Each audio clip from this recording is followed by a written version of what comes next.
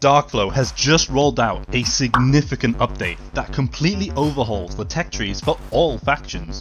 This update focuses on adjusting the battle rating of various weapons to enhance the balance across each tier.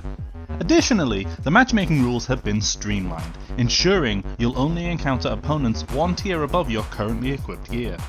In this video, we'll break down which weapons are the strongest to wield in each battle rating. The focus of this video is the Axis faction.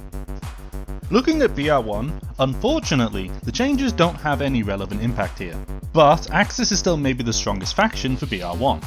The MP 3008 has been dropped down, but it's still a downgrade compared to the MP 3040. I don't know how this gun was in BR2 for so long. Speaking of assaulter weapons, the Beretta M38 20 round is still a monster, although only having small magazines. If you're willing to sacrifice some power, the MP 3040 will be better at dealing with larger numbers of enemies. As I said with the Soviets, the double barrel shotgun is a funny meme, but the SMGs are more competitive. As for bolt actions, the Carcano M1891 is a new addition from BR2, but also not relevant. There are still 4 viable options depending on what you want out of your rifles. If you want the best reloads, fastest aim down sight, and least stamina consumption, the starter rifle is actually a good choice. The Gewehr 33/40 has good sights too. If you instead want an extra round, reloading for 6 instead of 5, the Carcano Mod 38 7.35mm is the go-to. If you instead want a middle ground balance, the iconic Kar 98K is still a great choice. I'd also say it has the most comfortable sights of the 4 options. Still on bolt actions, but if you instead want to sacrifice a tiny amount of rate of fire to ensure that your targets are dying when hit, the VZ24 offers higher damage, but the worst sights in my opinion. You can't really go wrong with any of these 4 rifles, just don't use the Kriegs model or the other Carcanos, they're just bad. Lastly, your handheld anti-tank is the BZD 38 and 39. I hate these rifles. The penetration is okay, but the fire rate and the reload and the whole there's 2 magazines attached to the gun but they don't feed into the gun, what was the whole point of making them on the side of the gun then? It's just atrocious. No faction has a BR1 machine gun, so let's move on to BR2. Sadly for the Germans, their BR2 is taking a big hit, since the Panzer IIIN, the best tank in the entire game, is being nerfed and up-tiered to BR3. Most of what I said in the past will be the same here. For your rifle, the Mannlicher 95 is your strongest option, but the sight is difficult to use. The sights on the VT2 are a lot better, and it carries 10 rounds, but shoots slower. I never really made mention of the Arma Guerra in the past, as its damage is not great and it suffers against the body armor you may see the Soviets wearing. It's an option, but it's really not an ideal weapon.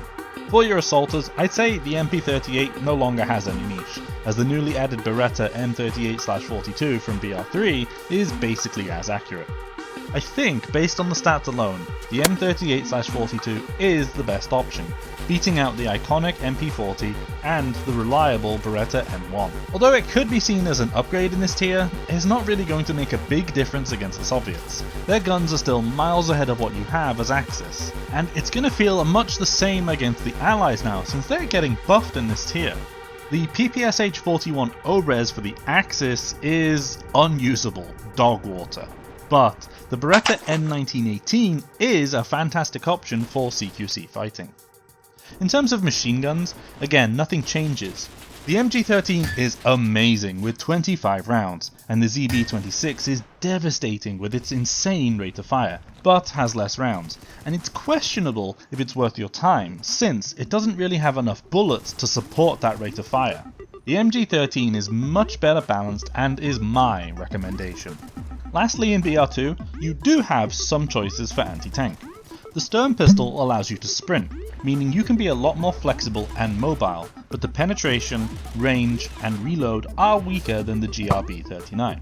The GRB-39 will more reliably destroy targets, but make sure you're standing still when you fire it, as it randomly has moving inaccuracy like it was a machine gun or something. In all honesty, it may be worth entirely skipping over playing BR2 for the Axis. It's just not competitive against the Soviet gear, and the loss of the Panzer IIIN is devastating. Although good for the game, it's not good for Axis as their infantry weapons are dreadful here. Your matchup against the Allies is gonna be okay, but it's those games where you have to face the Soviets where it's gonna feel pretty bad. Moving on to BR3, things are a bit more hopeful. Axis is getting buffs and nerfs in comparison to the Soviets who are being straight up buffed. And the assaulters are getting a new toy. The 40 round Beretta from BR4 is now here in BR3, but it's tough to say if it's worth using over the ZK383, which has more accuracy and rate of fire. The best SMG here is probably still the ZK, but at least the option is there if you want a bigger magazine. For your rifles, you have a choice between the Gewehr 41 and the VG-15. Both are good weapons. The G41 is a good semi-automatic, the only issue is the atrocious reloads. The VG-15 is a fun tap-tapper, it's basically a semi-auto STG, but don't expect that level of power from this weapon, it's just comparable. The MG34 is a nice 50 round upgrade for your machine gun slot, and as mentioned for the Soviets, the Panzerfaust 60 destroys anything that it will be used against. Switching our focus from BR3 to BR4, things finally get good for the Axis faction. The combination of vehicles and weapons here make Axis a fair competitor for the best faction at BR4. The ZH-29 is probably the best semi-auto in the entire game, with an absurd reload speed and 15.8 damage. The Gewehr 43 is also still good if you prefer its iron sights. The MG42 50 round version is very nice, although needs to be reloaded a lot because the fire rate is crazy, and the Patronen Trommel MG34 variant offers extra magazine size if you prefer to cover an area in bullets for longer. The biggest thing here is the new addition in the Corrali 39M being moved to BR4. This is one of the best submachine guns in the game, packing a similar damage to the Thompsons without the drawback of horrible bullet velocity. 40 round mags and rapid reloads, there really is nothing to complain about here. Finally, the Panzerfaust 100 is the best anti-tank weapon in the game, and the Offenrohr has improved range, although you're a little less flexible and slower whilst using it. Glancing at BR5, the good news from BR4 kinda stops for the Axis faction. With no changes being made to the tech tree in a positive way here, the major problems for Axis go unchanged. Your weapons are okay in this tier, but in the passage of time have been power crept by the other factions. The STG-44 is your go-to assaulter weapon, and it performs well. Fast reloads and almost no recoil make the STG comfortable to use, but facing Soviets with Fedorovs will make you wish you grinded another tech tree. For your select fire rifle, you have the worst option of all factions. The FG42 version 2 still suffers from accuracy problems, whilst having too high of a fire rate to support its 20 round magazine. When facing Americans, their T20 will likely overwhelm you, and against Soviets, you don't even deal enough damage to one-shot them if they have body armor and vitality. It's really nice that the only faction that has to face body armor has their primary weapon lose to body armor. Soviet bias or something. The MG42 100 round is still a really good machine gun though, so you at least have that. I don't know if the new MG81 will be any good. Try it out yourself and let me know, because that fire rate is crazy, but it might be too crazy. And also, the sights? Hopefully, this guide is useful to you if you're playing the Axis faction.